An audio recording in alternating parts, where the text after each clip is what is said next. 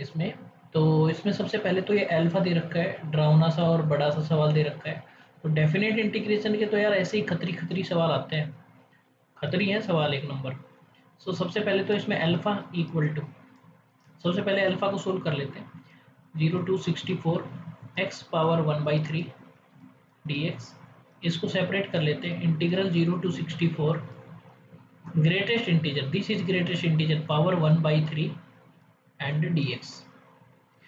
तो इसको तो इंटीग्रेट करना बहुत आसान है भाई, इसको इंटीग्रेट करेंगे तो x पावर 1/3 प्लस 1/3 प्लस 1 4/3, ये आ जाएगा 0 to 64 माइनस। इसको इंटीग्रेट करना जो है, इसको थोड़ा सा दिमाग लगाना पड़ेगा। 0 to 64 है हमारा, और 0 to 64 है, ये x पावर 1/3 है। तो इसमें हम लोग लिमिट्स को ब्रेक करेंगे जब यहाँ पे ये x जो है ये इंटीजर बनेगा। x इंटीजर कब बनेगा? जब x की वैल्यू 1 होगी। तो 0 to 1 ब्रेक करना पड़ेगा dx प्लस इंटीग्रल, जब ये 2 बनेगा, 2 कब बनेगा? जब 0 से, जब ये 1 से और कहाँ तक होगा? 8 तक होगा। सो 1 to 8 dx प्लस 8 के बाद ये कहाँ से कहाँ तक जाएगा? 8 से जाएगा ये 27, क्योंकि 27 पावर 1/3 जो है वो 3 बन जाएगा। 8 to 27 dx प्लस 27 टू ये जाएगा 64 सीधा, और dx। तो ये सवाल तो बहुत ही हल्का बन गया। 0 to 1, 0 to 1 में ग्रेटेस्ट इंटीजर क्या हो जाएगा? 0। यहाँ पे 1 to 8 में ग्रेटेस्ट इंटीजर क्या हो जाएगा? इसका x पावर 1/3, इसका बनेगा 1, इसका बनेगा 2 और इसका बनेगा 3। तो हमारे पास ये तो बन जाएगा 0, ये तो 0 ही हो गया। ये बनेगा 8 माइनस 1 दैट इज 7, ये पूरा बनेगा 7। ये जो है ये बनेगा 2x, x मीन्स 27 माइनस 8, और ये बनेगा 3 इंटू 64 माइनस 27। तो ये हमारे पास अल्फा जो है वो कुछ इस टाइप का बनेगा। अल्फा इक्वल टू, सबसे पहले तो मेरे पास ये तो बनेगा 64 power 4/3 upon 4/3 minus lower limit is 0 and this one is negative now, so keep bracket here. So this is 0, and after that minus 7, after that minus 2 into 27 minus 8 that is 19। Okay, और ये बनेगा plus नहीं minus 3 into 64 minus 27। सो 64 minus 27 ये हमारे पास बन जाएगा कितना? 37 ये बनेगा। ओके, सो इसको जब कैलकुलेट करेंगे तो हमारे पास अल्फा आ जाएगा 36। ठीक है, अल्फा हमारे पास आएगा 36।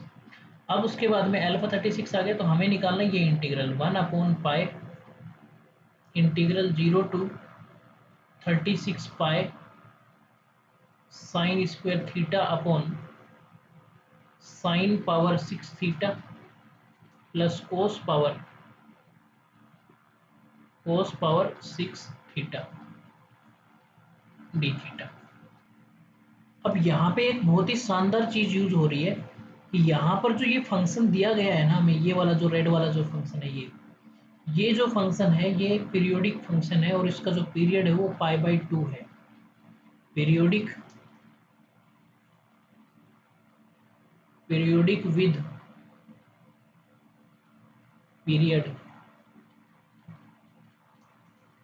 π/2, because when you will put π/2 plus theta, π/2 plus theta, π/2 plus theta, everywhere it will be same, you will get the same function again. So इसका पीरियड जो है ये π/2 है, क्योंकि इसकी जो लिमिट है ना वो 36 पाई है, तो इतना तो हम इंटीग्रेट नहीं करेंगे, तो हमें पीरियड देखना पड़ेगा। तो पीरियड ये π/2 है, तो हम लोग इसको लिख सकते हैं 1/पाई।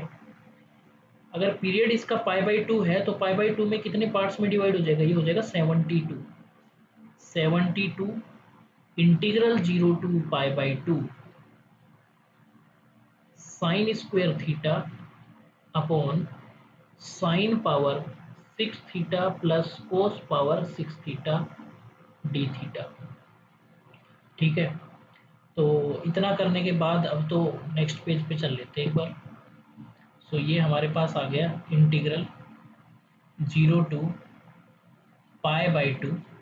Let's suppose this integral is I sign square theta upon sine power 6 theta plus cos power 6 theta d theta. I am integrating this one. This is 72 upon pi is outside na, so I will multiply it later. First I will calculate this 0 to pi by 2 integral, then after final answer I will do 72 by pi. Okay, so here apply king property. This is equation number 1. Apply king. After applying king property, apply king. After applying king property, it is 0 to pi by 2. This is cos square theta upon sin power 6 theta plus cos power 6 theta, same. Second equation, add these two equations. So 2i equal to integral 0 to pi by 2. So this is 1 upon sin power 6 theta plus cos power 6 theta d theta. अब ये जो है ये हमारे पास क्या बन जाएगा, देखो साइन पावर 6 थीटा है ना, तो डिवाइड कर दो इसको कोस पावर 6 थीटा से। Divide numerator denominator by cos power 6 theta. Divide numerator denominator by cos power 6 theta. ठीक है, तो ये बन जाएगा 10 पावर 6 थीटा प्लस 1, ये बनेगा secant power 6 theta d theta. अब हम लोग 10x को 10 थीटा को 10x को, ये थीटा है क्या इसमें, हाँ थीटा है, तो 10 थीटा को t बोलेंगे। t बोलने के ऊपर सेक स्क्वायर थीटा बनेगा, तो उस सेक स्क्वायर थीटा को हम लोग अलग कर लेते हैं और उसको लिख देते हैं, इसको लिख देते हैं secant cube secant power 4 theta into secant square theta upon, इसको लिख दो tan square theta cube plus 1 cube d theta. तो अब हमारा आगे क्या बनेगा, ये बनेगा 2y इक्वल टू, ये जो सीकेंट स्क्वायर थीटा है ना लिमिट 0 to पाई बाई 2 चल रहा है अभी, तो ये जो सीकेंट स्क्वायर थीटा है, तो हम लोग टेन थीटा को टी बोलने से पहले ये जो सीकेंट पावर 4 है इसको लिख दो secant square theta whole square into secant square theta upon, नीचे तो tan square theta whole cube plus 1 cube d theta. अब देखना यहाँ पे मैं बोल रहा हूँ tan x equal to t, tan theta equal to t, so secant square theta d theta equal to d t, ये बन जाएगा। तो ये मेरे पास बन जाएगा 2i equal to integral secant square theta is d t ना, so this secant square theta and d theta this complete is d t, so this is d t. In numerator secant square theta को हम लोग लिख सकते हैं 1 plus tan square theta, 1 plus t square whole square, और denominator में आ जाएगा t square cube plus 1 cube.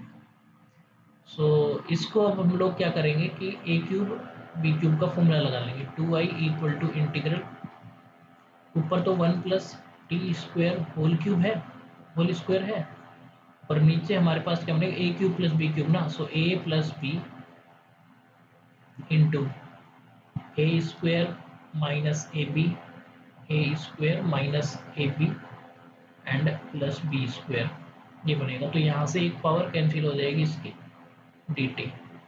तो इसके बाद में यहाँ पे लिमिट जो है उसको चेंज करना पड़ेगा हमें, क्योंकि टेन थीटा इज टी है, तो when theta is 0 to pi by 2 ना, so theta is 0 t is 0, when theta is pi by 2 t is infinite. Now 2i equal to integral 0 to infinite. इस format को हम लोग कैसे solve करते हैं, न्यूमरेटर डिनोमिनेटर को टी स्क्वायर से डिवाइड कर दो, सो ये बनेगा 1 upon t square plus 1 upon t square minus 1 plus 1 upon t square.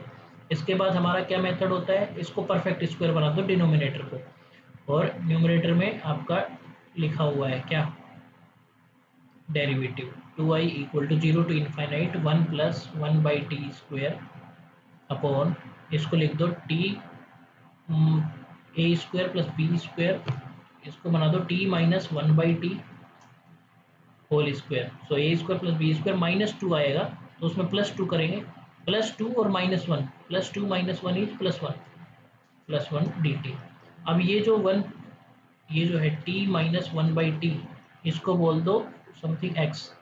So t minus 1/t differentiate it, so 1 minus minus plus 1 upon t square dt equal to dx। So ये मेरे पास बन जाएगा 2i equal to integral dx upon x square plus 1, और x square plus 1 का integration तो हमें पता है, इंटीग्रेशन हो जाएगा 2i इक्वल टू, ये हमें दे देगा 2i equal to tan inverse x and plus constant of integration tan inverse x. What is x? X is t minus 1/t. So what I am doing, I am finding the limit. What is limit? When t is 0 and this is 1, this is minus infinite, x is minus infinite. When t is infinite and 1 upon infinite is 0, so plus infinite. So from here you can say 2i I is equal to हमारा upper limit minus tan inverse infinite is π/2 minus tan inverse minus infinite is minus π/2, so this is plus π/2 divided by 2। So I is equal to nothing but π/2। ये हमारा I की value आई है, ये I की value आई है π/2, और I तो हमारा सिर्फ इतना था।